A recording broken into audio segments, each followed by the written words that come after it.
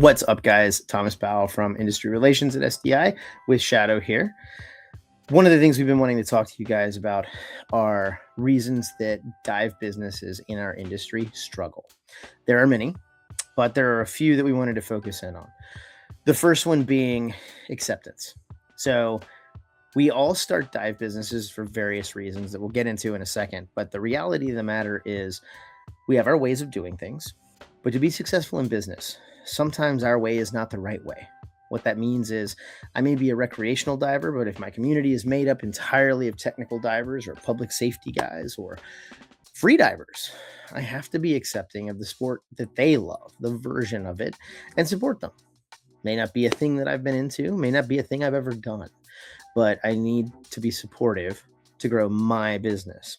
That said, becoming accepting and supporting different roles in the dive industry, that is the way you grow your business and you find greater success. Second, that also tells us not everyone should become a dive shop owner just because they love scuba diving. So, all of you, I'm sure, know a shop out there somewhere that was opened by the person or the couple or the group that had a true passion for the sport. And then all of a sudden, they were responsible for people in the water and inventory and maintenance and compressors and gas lines and monthly bills at a new business. And they went insane.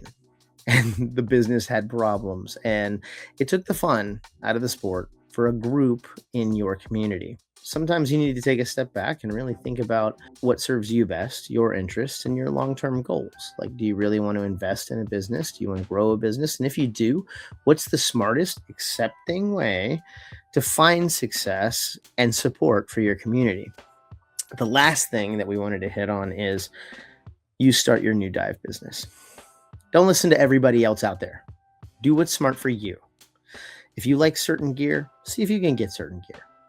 You do not need to carry 900 lines.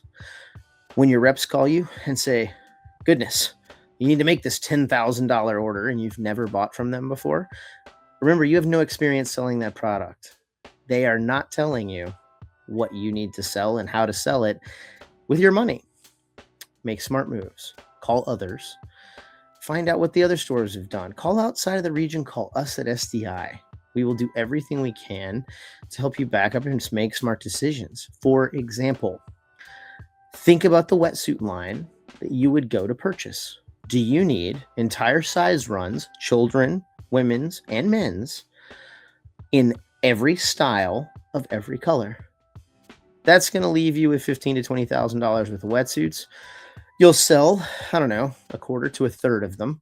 And then you'll have an inventory that's going to be great for your rental fleet in the next 2 or 3 years when the vast majority actually never sell because things turn over every year and you have new designs, new colors, new coolness. Figure out what works for you.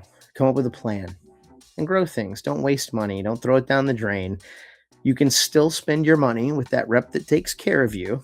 You can still do things the way that supports everybody around you, but do it in a smart and efficient way.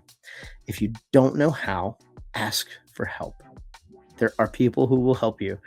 Don't drive yourself into the ground on day one and spend the next 5 years trying to get out of a hole. There is success. There is help.